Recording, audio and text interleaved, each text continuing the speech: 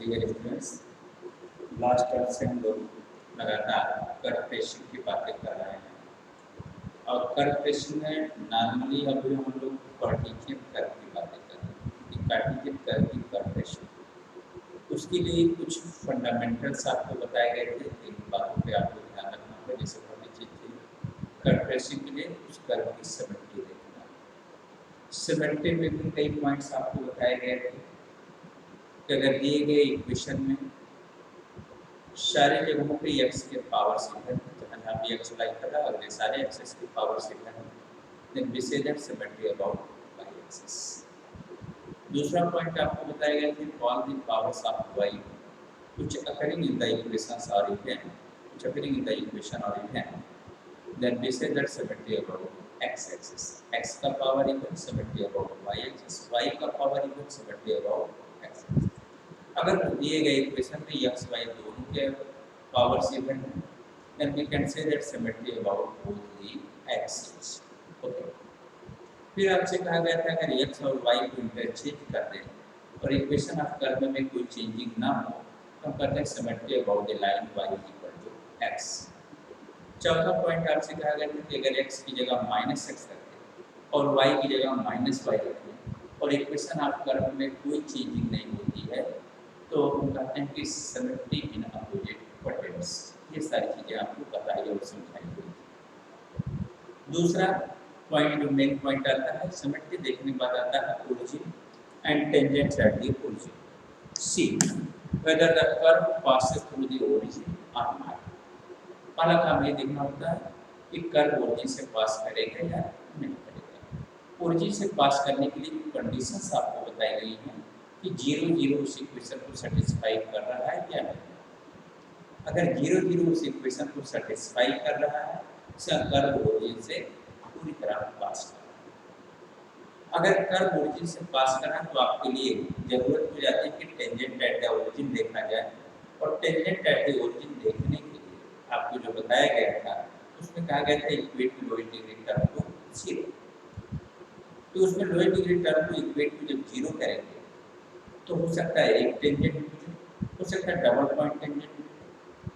जब double point tangents के रूप में मिलते हैं तो उस कंडीशन में थोड़ा सा दायरा हम लोगों का और इंक्रीज कर जाता है।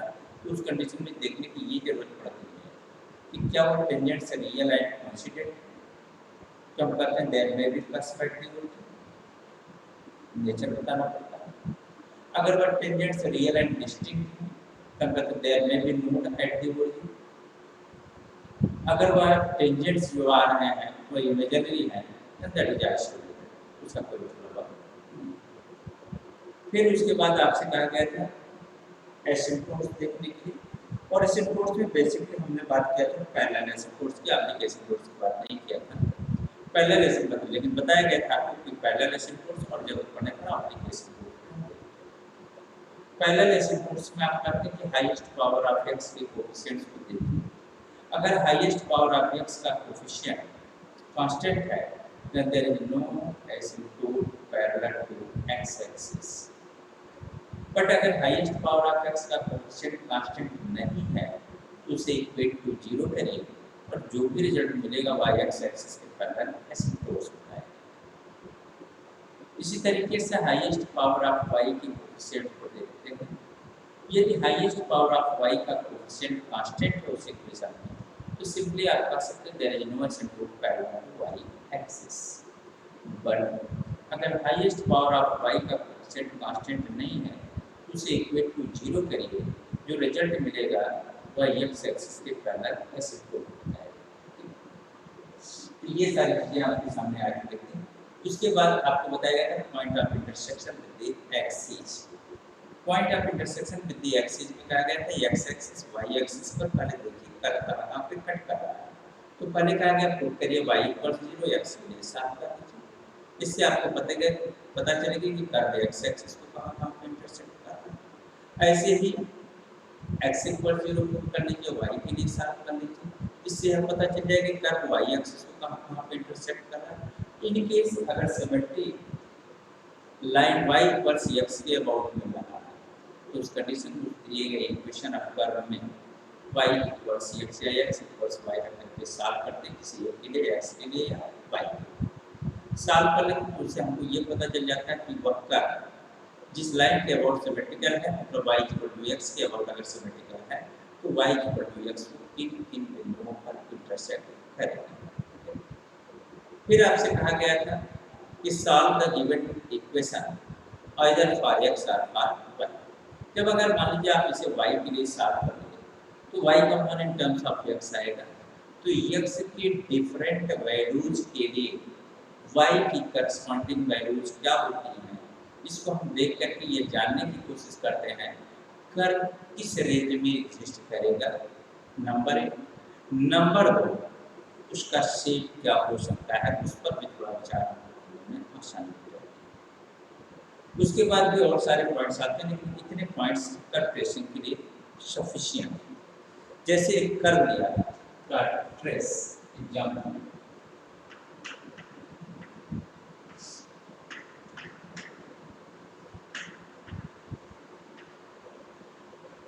Trace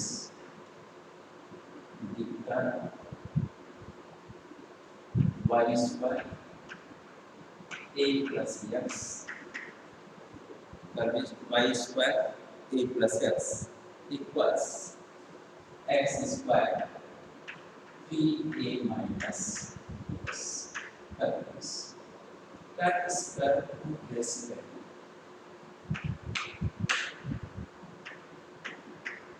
y square a plus x equals x square a minus x। इस कर्व को ट्रेस करने के लिए जितने सारे पॉइंट्स बनाए गए एक एक करके उन पर विचार करने के बाद जो दिया गया है y square in bracket a plus x equals x square 3a minus x। सबसे पहले हम देखते हैं सिमेट्री देखने के लिए देखते हैं कि इस इक्वेशन में किसका पावर कितना है। तो देखेंगे x से स्क्वायर से यहाँ x का पावर यहाँ इधर तो दिख रहा है x स्क्वायर से हम मल्टीप्लाई करते हैं तो x का पावर 3 हो जाएगा और यहाँ x का पावर 1। तो ना x का पावर 1 मतलब 1 निकालना है, यहाँ x का पावर 3 आएगा, यहाँ x का पावर 2 आएगा, तो कहीं 1 आएगा, कहीं 2 आएगा, कहीं 3 आएगा। इस तरह सारे जगह पे जहाँ जहाँ x दिख रहा है उनके पावर से है नहीं। इसका मतलब अगर x का पावर इधर नहीं है पूरे इक्वेशन में, इसका मतलब हम ये कहेंगे कि ये y एक्सिस के अबाउट सिमेट्रिकल। लेकिन देखेंगे ये भी कि पूरे इक्वेशन में y सिर्फ एक ही जगह आया है और वहाँ पर भी y का पावर 2 है, तो y का पावर इवन है, हम कह सकते हैं सिमेट्री अबाउट x एक्सिस। अगर क्लियर कट करना चाहते हैं तो कह सकते हैं since power of y is even, therefore given curve is symmetrical about x axis। given curve is symmetrical about x axis, y का पावर एक है तो symmetry about x axis। Number 2 second point पर आते हैं। जब आप सेकंड पॉइंट पर आएंगे तो उसको देखना है। सेकंड पॉइंट में आपसे कहा गया है कि आप देखिए क्या कर्व ओरिजिन से पास कर रहा है। ओरिजिन से पास करने के लिए लेफ्ट और राइट बेसिकली ये देखते हैं कहीं ऐसा तो नहीं कोई एक ऐसा टर्म जो टोटली कांस्टेंट बन रहा है, तो शायद y स्क्वायर से इसको मल्टीप्लाई करके तो यहाँ भी y स्क्वायर दिखेगा, यहाँ भी y स्क्वायर बनेगा, यहाँ भी वेरिएबल है, यहाँ भी वेरिएबल है, यहाँ भी वेरिएबल होगा, यहाँ भी वेरिएबल होगा। कोई ऐसा टर्म नहीं दिख रहा है जो पूरी तरह कांस्टेंट। तो इसका मतलब कर्व ओरिजिन से पास करेगा। या आप दूसरे तरीके से सोच सकते हैं कि x y की जगह एक साथ 0 0 रख दीजिए, x की जगह 0 रख दीजिए, वो इस इक्वेशन को सेटिस्फाई कर देगा। सेटिस्फाई कर जाएगा इसका मतलब कर्व ओरिजिन से पास करेगा। तो आप यहाँ कह सकते हैं curve passes through the origin because 0 satisfies the given satisfies the given। चलो बोलिए, अब आपसे यह भी कहा गया है कि जब कर्व ओरिजिन से पास करेगा तो उस कंडीशन में tangent at the origin find out करना होगा। और tangent at the origin find out करने के लिए आप कहते हैं कि इक्वेट लोएस्ट डिग्री टर्म को 0। यहाँ देखेंगे a y स्क्वायर मल्टीप्लाई करेंगे y स्क्वायर, तो यहाँ y का पावर 2, यहाँ मल्टीप्लाई करेंगे y स्क्वायर से फुल पावर हो जाएगा 3, यहाँ मल्टीप्लाई करेंगे तो x का पावर 2 होगा, यहाँ मल्टीप्लाई करेंगे x का पावर 2। तो लोएस्ट डिग्री टर्म क्या होगा? Equating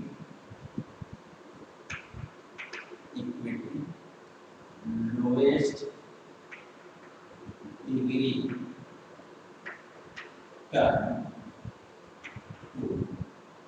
0, that is ay square minus 3ax square इसे या यहाँ स्टार्ट कर सकते हैं y square is equal to 3x square, और this implies y is equal to plus minus under root 3 into x, which are tangents at the origin, tangents on the curve at the origin, अब देखेंगे जो tangent मिला है, अगर इसको हम यह करें तो y को प्लस माइनस mx मिला, अच्छी तरीके जानते हैं। अब इक्वेशन ऑफ लाइन एक ही चिट लाइन, ये टेंजेंट है तो टेंजेंट्स एक से ज्यादा है, एक y प्लस mx है, दूसरा y प्लस माइनस mx, एक से ज्यादा टेंजेंट मिल रहा है, डबल पॉइंट मिल रहा है, तो नेचर आपको डिसाइड करना होगा। वह भी आपको बताया, वह भी आप कर सकते हैं। Since tangents are real and distinct, therefore चूंकि जो टेंजेंट्स हमको मिल रहे हैं वह वास्तविक हैं और भिन्न भिन्न हैं, इसलिए therefore याद करें क्या है, therefore there may be क्या no at the origin। अगर यदि टेंजेंट्स रियल एंड कोइंसिडेंट होते तो हम कहते देयर में भी प्लस एट द origin। अब ये दूसरी बात, तीसरे पॉइंट पर आते हैं, एसिम्पटोट्स देखने को पैरेलल एसिम्पटोट्स की बात करते हैं, तो हाईएस्ट पावर ऑफ y देखेंगे y स्क्वायर, उसका कोएफिशिएंट है a plus x। Highest power of x देखेंगे तो x क्यूब दिखेगा, और x क्यूब का कोएफिशिएंट आपको दिखेगा वो -1 दिखेगा, दैट इज कांस्टेंट। इसका मतलब हुआ कि x एक्सिस के पैरेलल कोई भी एसिम्पटोट नहीं, लेकिन हाईएस्ट पावर ऑफ y का power, highest power of y है y स्क्वायर, उसका जो गुणांक बना हुआ क्या है a plus x, that is not completely constant, because a plus x में x वेरिएबल है, जरूर कांस्टेंट है, बट a प्लस x में x वेरिएबल, इसका पूरा टर्म जो y स्क्वायर का गुणांक जो a प्लस x बन रहा है वह पूरी टर्म कांस्टेंट नहीं है। तो हाईएस्ट पावर ऑफ y का कोएफिशिएंट चूंकि पूरी तरह कांस्टेंट नहीं है, इसलिए इसे इक्वल टू हम 0 का a plus x equals 0 and this implies x equals minus a is an asymptote parallel to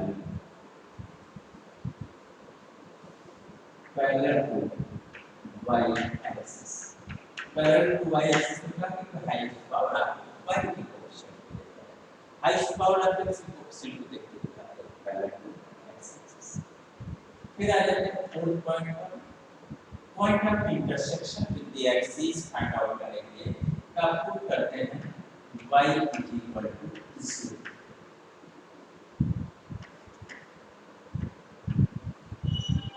in 1 we get जब y इक्वल्स 0 करेंगे ये तो पूरा 0 हो जाएगा, यहाँ से क्या मिलेगा we get x square 3a minus x equals 0. This will give x equals 0, 3. देखेंगे y की एक वैल्यू के लिए यहाँ पर हमको x की दो वैल्यूज मिल रही हैं, टू वैल्यूज में एक x इक्वल्स 0 मिल रहा है और दूसरा x इक्वल्स 3a मिल रहा है। तो आप कह सकते हैं कि therefore curve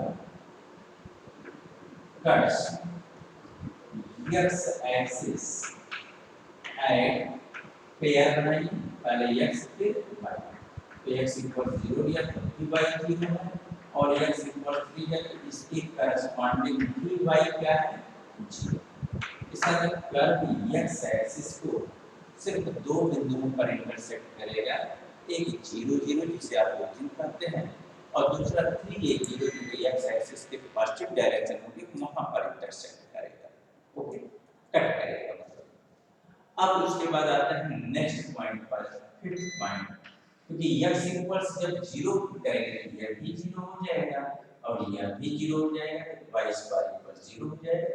या लिख करके दिखा देते हैं आपको कि x equals 0, x equals 0 equation मान रखेंगे तो उस कंडीशन में आपको मिलेगा x इक्वल्स 0 रखने पर y इक्वल्स भी 0 मिलेगा। अब यहाँ से आप लिख सकते हैं कि दैट इज curve cuts या intersects y axis only at 0 0। इसके अलावा और कहीं भी कट या इंटरसेक्ट नहीं करेगा। अब इस दिए गए कर्व को या तो हम x के लिए सॉल्व कर लें या तो y के लिए। तो y के लिए सॉल्व करेंगे तो y इज इक्वल टू आपको मिलेगा plus minus x under root 3a minus x upon a plus x। अब यहाँ से थोड़ा सा आप अपने टेबल बनाने के बजाय अनुमान से आप काम कर सकते हैं कि जब x की वैल्यू हम 0 से बढ़ाना शुरू करेंगे तो x की वैल्यू 0 से बढ़ा करके हम ये वैल्यू भी दे सकते हैं x इक्वल्स हम a भी ले सकते हैं, x इक्वल्स 2a भी ले सकते हैं, x इक्वल्स जो भी 3a लेंगे ये 0 हो जाएगा। लेकिन x की वैल्यू जो भी 3a से आगे बढ़ाएंगे, 3a से जरा सा भी ज़्यादा करेंगे तो x की वैल्यू अगर 3a से जरा सा भी ज़्यादा होगी तो एक लार्जर क्वांटिटी एक स्मॉलर क्वांटिटी में से जब आप सब्ट्रैक्ट करेंगे तो नेगेटिव आएगा और अंडर रूट में अगर नेगेटिव आए इसका मतलब y की वैल्यू इमेजिनरी आएगी। तो इमेजिनरी आने का मतलब हुआ कि आइसोलेट करके आप वहां पर कर्व करने वाला नहीं। ओके, तो इसका मतलब x इक्वल्स 3a तक ही कर्व बनेगा राइट में, x इक्वल्स 3a के बाद कर्व बनने वाला नहीं। फिर दूसरा देखते हैं कि अगर x इक्वल्स हम वैल्यू 0 से घटाना शुरू तो x का मान जब 0 से घटाना शुरू करते हैं तो मानिए x इक्वल्स माइनस a ये बाई 2 है, ठीक, बस 2 है ये minus a, x equals minus a ले लेंगे तो ये हो जाएगा समथिंग अपॉन 0 और समथिंग अपॉन 0 का मतलब होता है इनफाइनाइट। तो x इक्वल्स माइनस a पे कर्व इनफाइनाइट हो जाएगा और प्लस इनफाइनाइट भी होगा और माइनस इनफाइनाइट भी होगा। अब इसके बाद कर्व एग्जिस्ट करने वाला नहीं। तो the shape of the curve can be shown by the figure. x axis draw कर दिया, y एक्सिस ड्रा कर दिया और ये कर दिया आपने ये हमारा। फिर आपने यह भी कर रखा है कि y equals plus root 3x और y इक्वल्स -3x। ये टेंजेंट है तो y mx, एक टेंजेंट है m किसको बोला, एक टेंजेंट ये बनाना है। ये आ गया y equals √3x, x equals ऐसे ही अनुमान से आप इसको, ये भी एक टेंजेंट है, इसको आप पढ़ सकते हैं y -√3x। दूसरा आपने ये कह रखा है कि x इक्वल्स माइनस e या x equal, x equals minus e या x इक्वल मान लेते हैं। x इक्वल्स माइनस e का मतलब क्या है, a line parallel to y axis in the negative direction of x axis at a distance from the origin, at a distance from the origin। फिर आपने यह भी कह रखा है कि कर्व x एक्सिस को 2 पॉइंट पर इंटरसेक्ट करेगा, 0 0 0 0 का मतलब ये होगा आपका origin। दूसरा आपने यह भी कह रखा है कि कर्व x एक्सिस को 3a0 पर, 3a0 माने हैं यहाँ ये पॉइंट आपका हो गया 3a, x पॉजिटिव है और y एक्सिस का तो 0 0 पे इंटरसेक्ट कर रहा है और 3a0। आपने नेचर में कह रखा है कि जो कर्व बनेगा वह नोड होगा, तो जब आपने नोड कह रखा है तो नोड कैसे बनेगा, नोड आइडेंटिटी, तो आपने क्या किया बना दी सिमेट्री अबाउट x एक्सिस है, जैसा कि ऊपर वैसा ही नीचे बना। अब चूंकि यह भी है कि आपने कहा था कि x की वैल्यू जैसे जैसे हम घटाएंगे तो x इक्वल्स a बाई 2 लेंगे तो y equals plus minus something आएगा, फर्स्ट डायरेक्शन में negative direction. x equals a by 2 लेंगे फिर आप करते हैं x equals minus a by 2 तो माइनस माइनस प्लस हो जाएगा, ये माइनस a बाई 2 हो जाएगा, सिंपलीफाई करेंगे तो y equal two plus minus something आएगा। लेकिन जो ही आपने कहा कि x इक्वल्स माइनस a, तो x इक्वल्स माइनस a पे आएगा तो y प्लस इनफाइनाइट हो जाएगा और minus two something upon infinite, something upon 0 that is equal to infinite. तो y पॉजिटिव डायरेक्शन में इनफाइनाइट और नेगेटिव डायरेक्शन में भी इनफाइनाइट दिया हुआ है।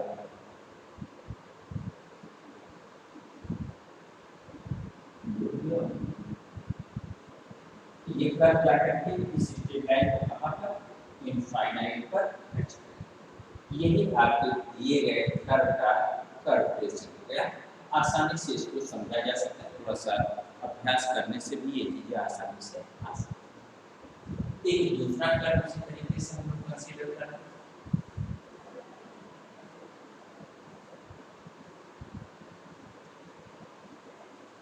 बस हमको ये ध्यान रखना होता है हम सिमेट्री आसानी से डिस्कस करना, उसके बाद हम tangent and tangent at the origin discuss करना, उसको डिस्कस करने में नेचर देखें, फिर एसिम्प्टोट देखें, एसिम्प्टोट के बाद point of intersection with the axis देखें और फिर उसके बाद solve or X solve or Y करके हम देखें इसके लिए इजीली इस कर्व को सॉल्व कर सकते हैं और जिसके लिए भी सॉल्व कर सकते हैं उसके लिए आसानी से इसको सॉल्व करना है। एक क्वेश्चन और लेते हैं, y square 2a minus x is equal to x। Simple सा क्वेश्चन है, सॉल्यूशन पे आप आएंगे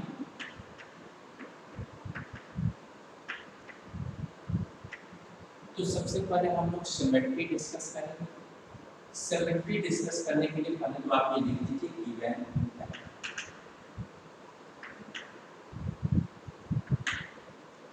y square 2a minus x is equal to x।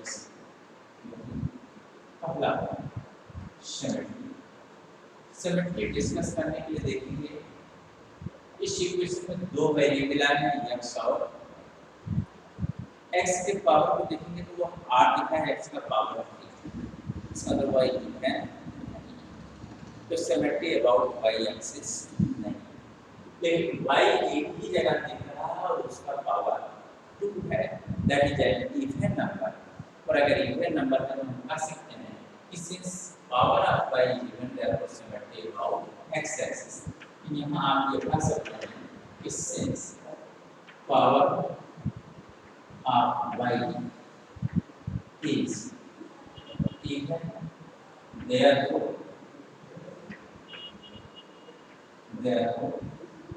symmetry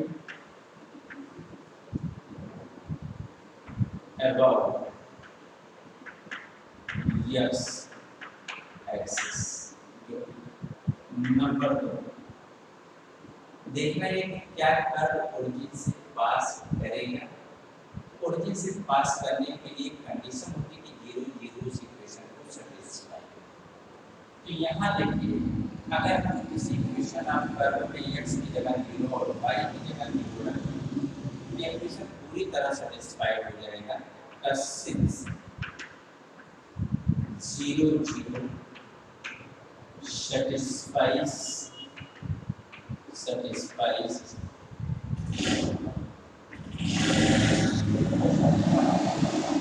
satisfies equation 1, therefore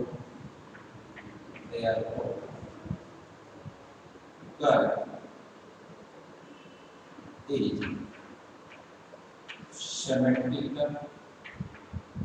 symmetrical about x axis। curve is symmetrical about SI। symmetrical बात नहीं कर रहे थे हम लोग, कर्व ओरिजिन से पास करने की बात कर रहे थे। देखो curve passes through the origin। Curve passes through the origin। कोई समस्या नहीं आनी चाहिए। अब जब कर्व ओरिजिन से पास करता है तो उस कंडीशन में हम लोग tangent at the origin decide करते हैं, और tangent at the origin decide करने के लिए हम करते हैं इक्वेट दो इंटीग्रेट कर दो 0, सबसे कम भाग वाले पदों को इक्वेट टू 0 करते हैं। तो यहाँ देखिए, अगर हम y स्क्वायर से x में मल्टीप्लाई करते हैं तो y का पावर 2 और x का पावर 1, तो इस टर्म में वेरिएबल के टोटल पावर 3 होते हैं और यहाँ भी वेरिएबल का टोटल पावर 3। लेकिन यहाँ पर मल्टीप्लाई करेंगे तो 2a स्क्वायर का 2 और a ये दोनों तो कांस्टेंट है, बट y का पावर कितना होगा 2। तो सबसे कम डिग्री वाला टर्म को इक्वल टू 0 करना है to find tangent at the origin. we equate lowest degree term to 0, that is lowest degree term इसमें क्या होगा 2ay square is equal to 0। since 2a cannot be equal to 0, since 2a cannot be equal to 0, and therefore this implies y square is equal to 0। अब मेरा y is equal to 0। which are tangents at the origin, y equal to 0, which are tangents at the origin। चलिए tangents at the origin तो आपने कर दिया, क्योंकि tangents real and coincident है, तो इसका मतलब जो फिगर बनेगा वो आपका स्पाइडर होगा एंड कस्ट में भी एट द ओरिजिन का ओरिजिन पे जो फिगर बन सकता है वह कैसा बन सकता है, का स्पाइडर हो सकता है। Tangents real and coincident. अब तीसरे पॉइंट पर आते हैं एसिम्प्टोट्स। पहला रेसिप्रोकल देखने के सबसे पहले हाईएस्ट पावर ऑफ x के कोएफिशिएंट को देखिए। यहाँ हाईएस्ट पावर ऑफ x का कोएफिशिएंट है x 1, the highest power of x is 1 और उसका coefficient 1 that is constant and therefore no asymptote parallel to x axis। Highest power of y देखेंगे तो y स्क्वायर रखेगा, लेकिन उसका जो कोएफिशिएंट है 2a - x that is not purely constant, that would equate to 0।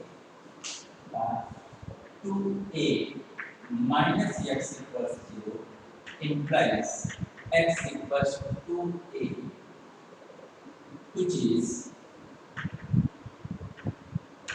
an asymptote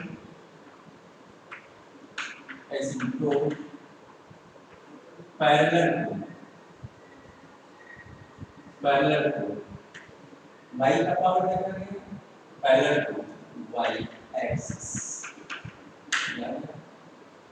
अगर asymptote आपने decide कर लिया, आप point of intersection with the axis देखते हैं, point of intersection with the x axis देखने के लिए अगर put y equals 0 y equals 0 करेंगे ये पूरा 0 हो जाएगा, we get x equals 0 implies 0 is 0। फिर आपको x equals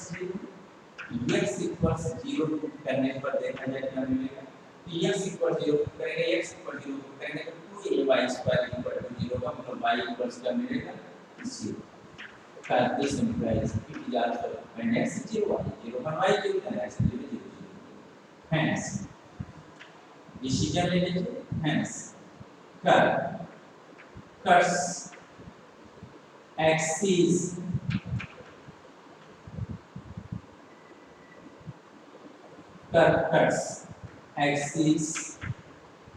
only at origin, that is 0 0। इसके अलावा एक्सिस को कहीं भी कर्व इंटरसेक्ट नहीं करेगा। अब आ जाते हैं नेक्स्ट पॉइंट पर, इसको हम चाहे x के लिए सॉल्व कर ले या y के लिए सॉल्व।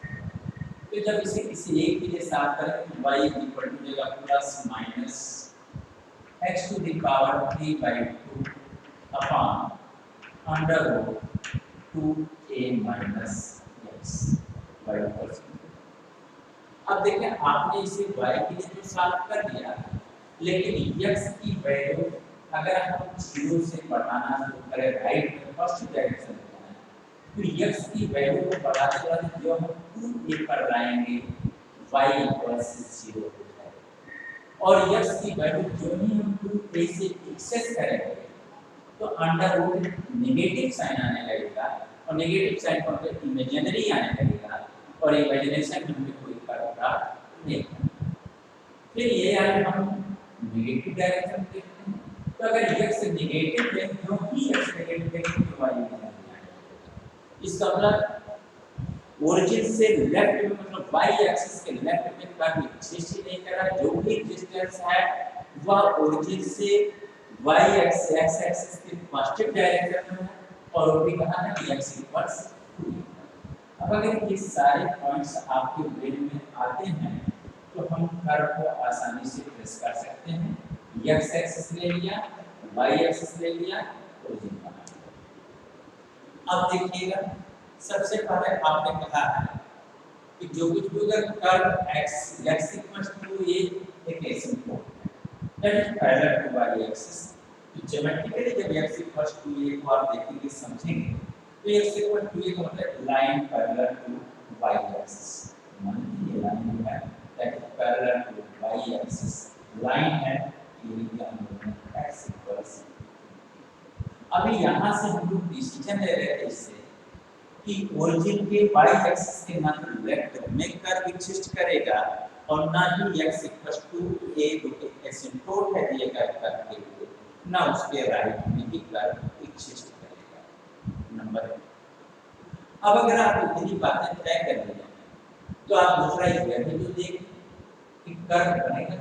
फिर आपने क्या रखा है y equals 0 that is x axis is tangent at तो इस तरह जो भी कर्व बनेगा मूल बिंदु से बनेगा, और मूल बिंदु से जब आगे बढ़ेगा तो x एक्सिस को टेंजेंट x एक्सिस को टच करते हुए आएगा और बढ़ते हुए जाएगा कहां तक, x a उस कर्व के लिए ऐसे बोल है तो अनंत स्पर्शी। अब ये भी आपने पढ़ रखा है कि जो कर्व बनना है वह क्या कस्प है, तो कस्प कैसे बनता है आपको ये भी पता है। ये हम लोगों ने बना दिया cusp first species with single contact.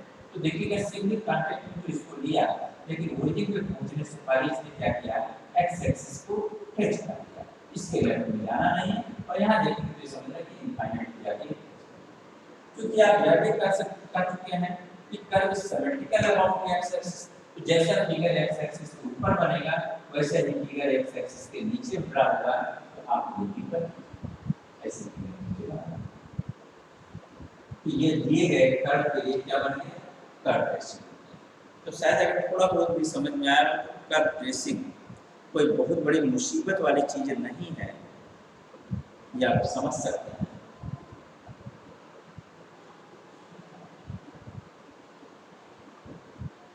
तो नेक्स्ट टर्म पर समझना देखिए, यहाँ आपके पास पावर ऑफ y आपको कर्व सिमेट्रिकल अबाउट जैसा x एक्सिस के ऊपर भी है वैसा ही x एक्सिस के नीचे है। पर आपने कहा कि 0 0 सेटिस्फाई करे, इसका मतलब ओरिजिन से पास करेगा, तो ये भी बात होगी। दूसरा आपने कहा कि tangent at the origin 90 degree का निकाला y = 0, तो x एक्सिस टेंजेंट तो x एक्सिस को टेंजेंट कर दिया। तीसरा आपने यह भी कहा x = a कि यानी support parallel to x axis = a ऐसे सपोर्ट मिल गया। दूसरा आपने कहा कि 0 0 पर ही इंटरसेक्ट करेगा, 0 0 को क्या मतलब ओरिजिन हो गया, वहां पर इंटरसेक्ट करेगा, इसके अलावा कहीं भी इंटरसेक्ट नहीं करेगा, तो बाकी चीजें आपने यहाँ से डिसाइड। ये तो रहा कर्व ट्रेसिंग आपका। अगले टर्म पे हम लोग कोशिश करेंगे दो प्रॉब्लम और करें, और नहीं तो आपको फिर हम पोलर फॉर्म में ले चलेंगे। थैंक्स।